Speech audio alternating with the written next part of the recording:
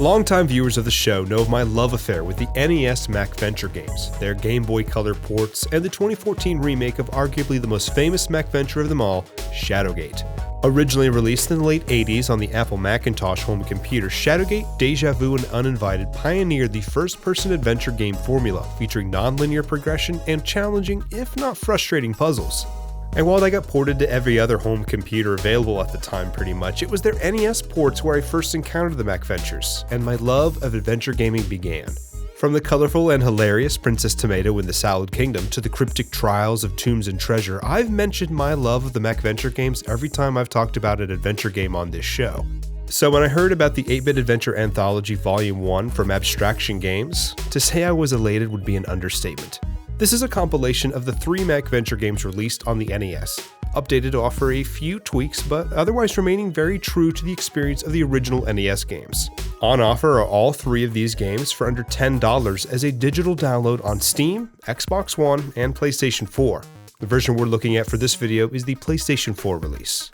The 8-bit Adventure Anthology's collection of these games is a mixture between emulation and port, and that has everything to do with the tweaks I mentioned. In the original games, you had to move the cursor with the D-pad, and you could only freely do that in the scene window. The cursor would jump to selectable items in the item menu and the command sections.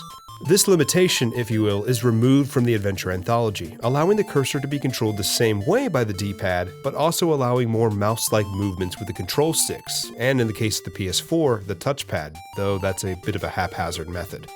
Using the control stick speeds up the action in the game immensely, and allowing the cursor to move while the text appears also speeds things up a little.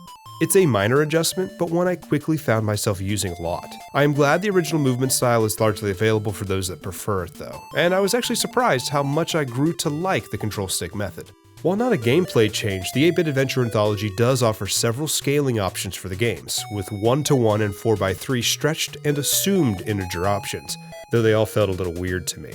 If you're used to the skinny emulator look of NES games, you'll probably like the stretched 1:1 look the most. I'm not completely sure, however, how accurate the 4:3 displays are. The integer and stretched 4:3 options certainly seemed a little bit wider than an RGB modded NES being upscaled via the XRGB Mini FrameMeister.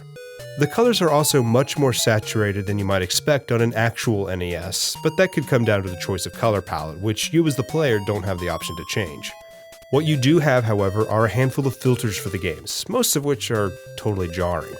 Speaking of displays, each game also has a nice border to surround the action, but I wish they were as nice as the ones present in the game selection screen with cool, subtle animations, and vastly better artwork than the actual games contain. The sprite work in these games can be considered goofy at best by today's standards, even though the death scenes and the descriptions of those can be pretty scary. While the borders are nice and unobtrusive, the cursor for the game can go anywhere over the screen, despite there not being a real need to do so. Also encountered some issues with the cursor and selection in the games. I had to reselect the command in order to trigger the right one to work. I don't recall this happening in the NES games, and I was unable to recreate it after this instance, so for all I know, this is a one-time thing. Outside the cursor control adjustment, the NES games are pretty much unchanged, and that's for better and for worse.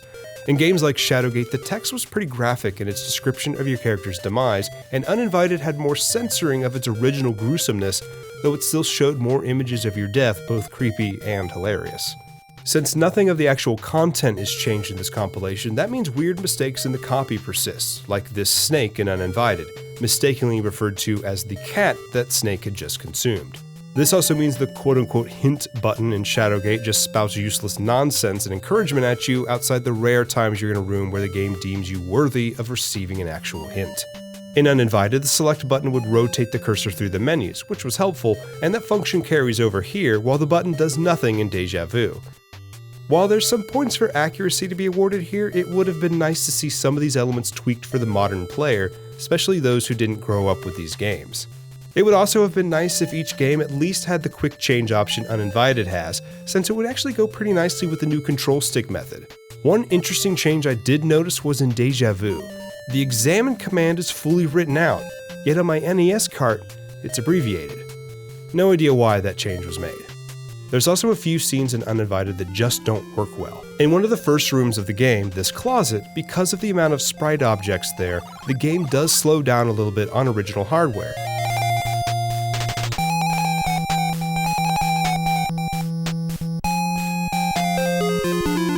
But in the anthology, not only does it slow down, but the audio starts tripping out a little bit as well.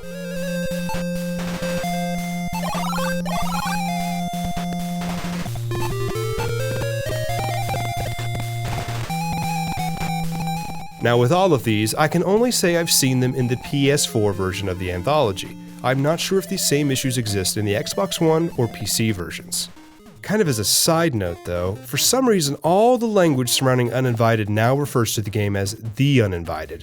The Macintosh versions of the game available on Steam do this now, when their original versions did not. And the original NES game doesn't have this at all either. So far as I can tell, this is what the game has been recopyrighted and trademarked as. A hint at a possible Shadowgate 2014 style remake? I can only hope. I'm still not sure if I should call the 8-Bit Adventure Anthology emulation, or a port, or a remake. I'm curious what actually went on to making this collection, and if that much work was going to go into making the control method what it is, why not tweak a few quality items such as those copy errors too? The best explanation I can give is authenticity. The 8-Bit Adventure Anthology Volume 1 is touted as a collection of the greatest 8-bit adventure games, not remakes of them. And truthfully, they are extremely faithful, almost to a fault, while still adding a few features to make buying the anthology a more fun experience than just downloading a couple of ROMs. If you are a MacVenture NES fan and you're itching for more, I do recommend checking out Infested on PC and Mac, made by Jeffrey Canham. It's an amazingly faithful game in style and execution, and it comes complete with a spacefaring setting that seems like it could have been out of an episode of Star Trek. It comes highly recommended, and I can't believe I only found out about this game recently. Abstraction Games has called their new compilation 8-Bit Adventure Anthology Volume 1, implying they do have plans to produce another. But what would they include in that? Princess Tomato and the Salad Kingdom? Tombs and Treasure, maybe? Or what about Nightshade, or even some of the Japanese adventure games like the Portopia Serial Murder Case? That remains to be seen. It's wonderful to see people talking about the MacVentures again, and I hope it drives some buzz to get remakes akin to Shadowgates made for Deja Vu and Uninvited.